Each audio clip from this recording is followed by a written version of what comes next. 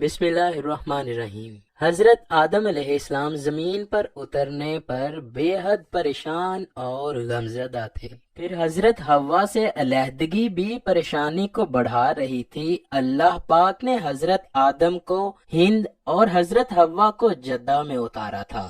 روایت میں ہے کہ ایک طویل مدت تک حضرت آدم علیہ السلام اللہ پاک کی بارگاہ میں روتے رہے اور فریاد کرتے رہے، یہاں تک کہ اللہ پاک نے ان پر رحم فرمایا اور حضرت جبرائیل نے آ کر انہیں یہ خوشخبری دی کہ اللہ پاک نے انہیں معاف فرما دیا ہے۔ پھر حضرت جبرائیل خود حضرت آدم کو لے کر مکہ گئے، جہاں پر حضرت آدم نے کعبہ کی بنیاد رکھی اور حجر اسود کو کعبہ کی دیوار پر نصب کیا اور پھر سب سے پہلا طواف کیا گیا۔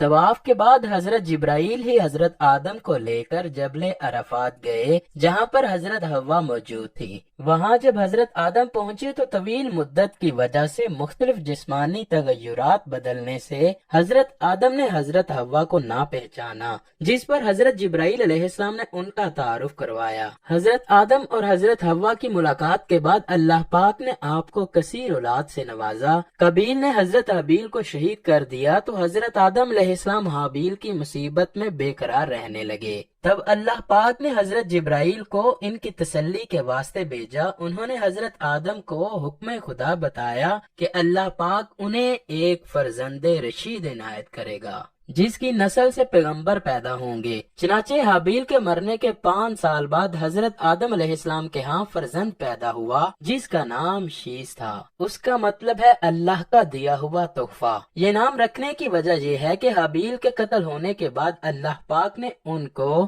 حضرت شیس عطا فرمائے۔ حضرت ابی بن کعب رضی اللہ تعالیٰ عنہ سے روایت ہے، جب آدم علیہ السلام کی وفات کا وقت قریب آیا تو انہوں نے اپنے بیٹوں سے کہا، بیٹو میرا جنت کے پھل کھانے کو جی چاہتا ہے۔ وہ تلاش کے لیے نکلے۔ انہیں سامنے سے فرشتے آتے نظر آئے، جن کے پاس آدم علیہ السلام کا کفن اور خوشبو تھی۔ ان کے پاس کلہاڑے، کسیاں اور ٹوکریاں بھی تھی۔ انہوں نے کہا، آدم کے بیٹو تمہیں کس چیز کی تلاش ہے؟ یہاں اس طرح کہا، تم کیا چاہتے اور کہاں جا رہے ہو؟ بیٹوں نے کہا، ہمارے والد بزرگوار بیمار ہیں اور جنت کے میووں کی خواہش چاہتے ہیں۔ فرشتوں نے کہا، واپس چلے جاؤ، تمہارے والد تو فوت ہونے والے ہیں۔ فرشتے جب آدم علیہ السلام کی روح قبض کرنے کے لیے آئے تو حضرت حوا سلام اللہ علیہا نے انہیں دیکھ کر پہچان لیا اور ان سے آنے کا مقصد پوچھا، جس پر حضرت اسرائیل علیہ السلام نے فرمایا کہ آج ہم حضرت آدم کی روح قبض کرنے کے لیے آئے ہیں۔ یہ سن کر وہ رونے لگیں، جس پر حضرت آدم نے حضرت حوا سے کہا، مجھے میرے رب کے فرشتوں کے ساتھ رہنے دو۔ فرشتوں نے ان کی روح قبض کی، غسل دیا، کفن پہنایا، خوشبو لگائی، آپ کی قبر کھودی اور لحد تیار کی۔